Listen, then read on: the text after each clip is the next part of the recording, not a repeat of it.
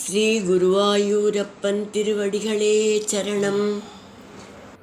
இன்னைக்கு இந்த தசகத்தோட 2வது ஸ்லோகத்தை பார்க்கலாம். முதல்ல வார்த்தைகளை பிரித்து சொல்லலாம், பிறகு ஒவ்வொரு வரியும் சேர்த்து சொல்லலாம். மூர்த்திர்ஹி தர்மகிருஹிணி சுஷுவே பவந்தம். மூர்த்திர்ஹி தர்மகிருஹிணி சுஷுவே பவந்தம். நாராயணம் நரசகம் மகிதானுபாவம். நாராயணம் நரசகம் மகிதானுபாவம்.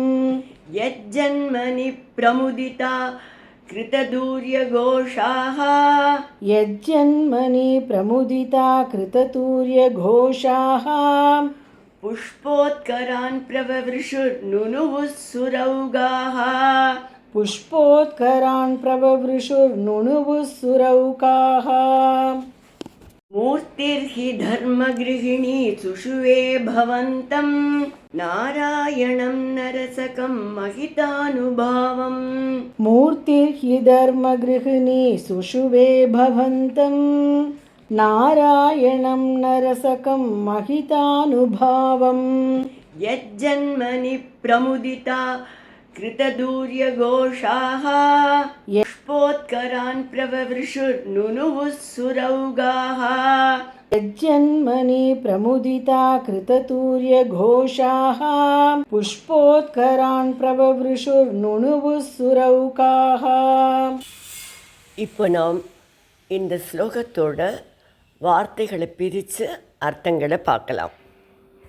மூர்த்தி என்பவள்தான் நரசகம், நரனோடு கூடியவரும், மகித அனுபாவம், மேலான சிறப்புகள் பொருந்தியவரும், நாராயணம் பவந்தம், நாராயணன் என்ற திருநாமம் கொண்டவருமான உங்களை சுஷுவே என்றாள்.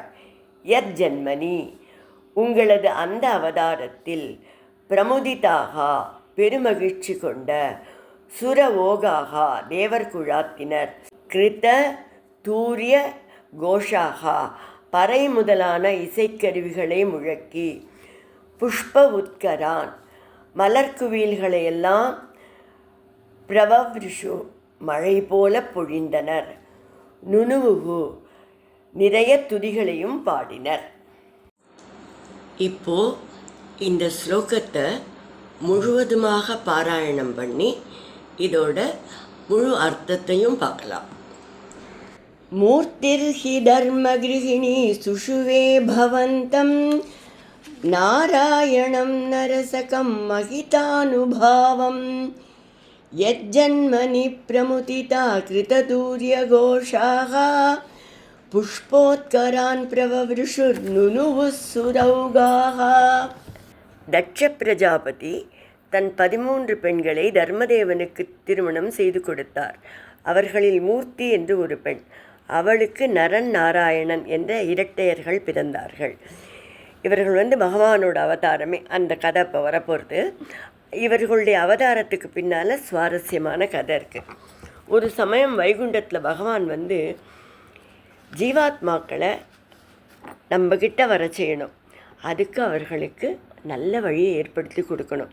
அவள் உலகத்திலேயே கஷ்டப்பட்டு பவக்கடல்லையே சுழண்டுண்டு இருக்கக்கூடாது அப்படின்னு நினைக்கிறாராம். அஷ்டாட்சர மந்திரத்தை சிறந்த குருவோட மூலமாக உபதேசித்து ஒரு நல்ல குரு சிஷ்ய பரம்பரையை உண்டாக்கி அதன் மூலமாக ஜீவாத்மாக்கள்லாம் நல்ல கதி அடையணும் அப்படின்னு நினச்சாராம். ஒரு நல்ல குருவுக்கான பண்புகளையெல்லாம் பிராட்டிக்கிட்ட சொல்லி, இப்படிப்பட்ட ஒரு நல்ல குரு அமைஞ்சா இது போல் செய்யலாம், நான் நினச்சிருக்கிற மாதிரி ஒரு குரு சிஷ்ய பரம்பரையை உண்டாக்கலாம் அப்படின்னு சொன்னாராம். பிராட்டி சொன்னாலாம், இப்படிப்பட்ட அருங்குணங்களை கொண்ட சிறந்த குருவாக நீங்களே அவதாரம் செய்வது தான் வழிகாட்டுதலாக சிறப்பானதாக அமையும் அப்படின்னு சொல்லிட்டாலாம். பகவான் சரின்னு ஏற்றுண்டார். பிறகு உத்தமமான சிஷ்யராகவும் நீங்களே அவதாரம் செய்யுங்கள், அப்போதுதான் சிறந்த குரு சிஷ்ய பரம்பரையை உருவாக்க முடியும் அப்படின்னு பிராட்டி சொல்ல, பகவான் நாராயண ரிஷி, நர ரிஷி என்ற இரட்டையர்களான அவதாரத்தை எடுத்தார். இவர்கள் இருவரும் பதரிகாசிரமத்தில் தவம் செய்தனர். இவர்களுக்கு நிழல் தரும் இலந்தை மரமாக பிராட்டி அவதாரம் செய்தாள். இப்படி ஜீவாத்மாக்கள் உய்வதற்காக பகவான் கருணையோடு ஏற்ற அவதாரம் என்பதாலும் மிகுந்த தவ வலிமையும் தெய்வ பலமும் நிறைந்தது என்பதாலும் இந்த அவதாரம் நிகழ்ந்ததும் அப்படியே தேவர்கள்லாம் வானத்தில் கூடி முரசுகள் இசைக்கருவிகளெல்லாம் முழக்கினார்கள். மலர் குவியல்களையெல்லாம் மழையாக பொழிந்தார்கள். பக்தியுடன் பல துதிகளையும் பகவானே உங்களை புகழ்ந்து பாடினார்கள்.